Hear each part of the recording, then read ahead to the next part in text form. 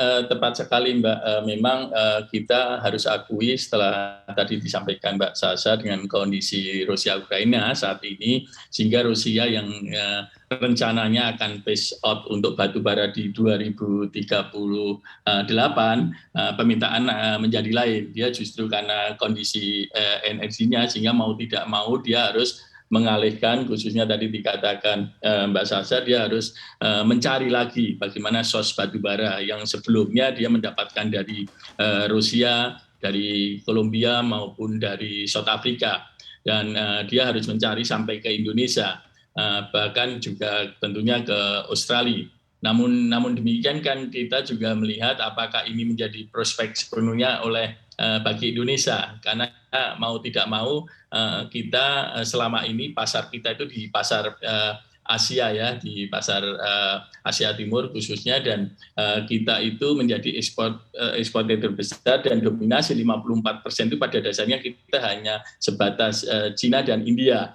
Untuk Eropa ini menjadi pasar baru Mbak Sasa, sehingga memang kita harus lihat apakah ini menjadi potensi dengan kondisi yang tidak atau tidak. Bahkan kemarin muncul yang akhirnya dikoreksi sendiri oleh ESDM yang awalnya prospek sebesar 150 juta ton, akhirnya diakui mungkin potensi sebatas hanya 6 sampai 7 juta ton. Demikian Mbak Sasa. Oke, Ya. artinya sejauh ini memang target pasar Indonesia ini hanya sekitaran Asia, terutama China dan India. Nah, kalau untuk ke pasar baru nih Pak, untuk Uni Eropa, ini seperti apa sih peluang dan juga tantangan bagi Indonesia untuk mengekspor atau memenuhi kebutuhan-kebutuhan batu bara?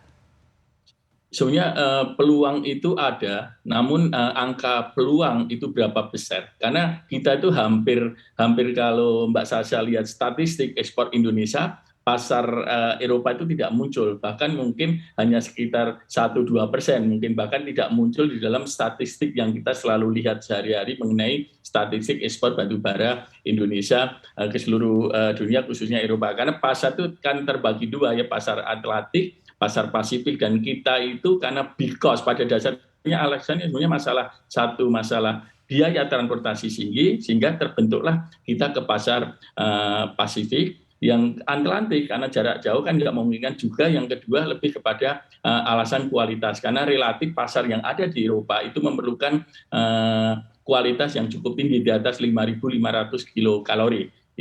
Itu menjadi tantangan bagi kita, sehingga kalau saya lihat yang kedua, kalau memang ini harus dipersiapkan menjadi potensi atau prospek pasar ke depan, bisa saja dipersiapkan, namun saya yakin tidak akan sebesar di atas 7 juta katakan yang pemerintah sampaikan. Karena apa? Karena di situ juga ada prospek ekspor lain seperti misalnya South Africa, Kolombia, walaupun kita tahu South Africa dengan kondisi ekspornya sebatas sekitar 72 juta, dan demikian juga kalau kita melihat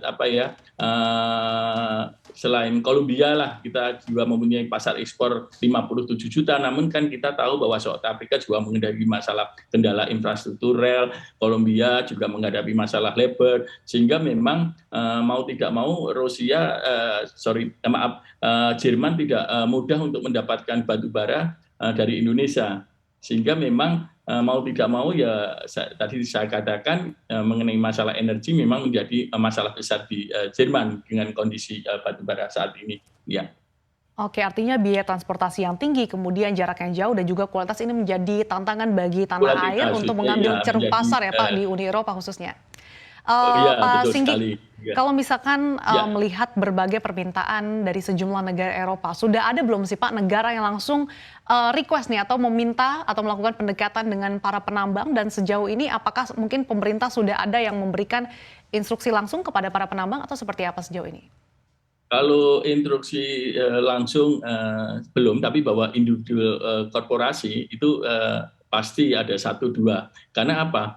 Kita kan terbangunnya berbeda dengan Australia, karena Indonesia itu kan dominan, kita izin usaha pertambangannya kan relatif skala kecil, dan kalau kita melihat skala besar jumlahnya terbatas, apalagi kalau skala besar dalam konteks kualitas yang match dengan kebutuhan Eropa itu terbatas, sehingga tentunya ini komunikasi ini hanya korporasi yang terbatas.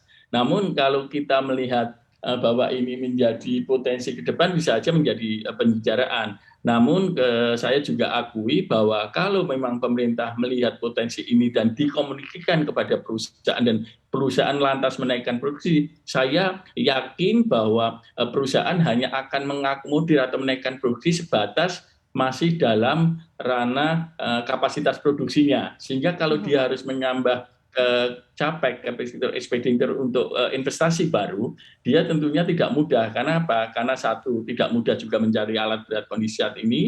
Yang kedua, seberapa jauh level harga tinggi ini, seberapa lama level harga ini akan terjadi. Karena begitu dia menambah produksi dengan tambahan investasi, tentunya dia sudah harus bisa memetakan bahwa harga tinggi seperti ini itu akan terjadi cukup lama. Namun kalau sampai terjadi relatif pendek dan dia menambah investasi, itu menurut saya agak berat.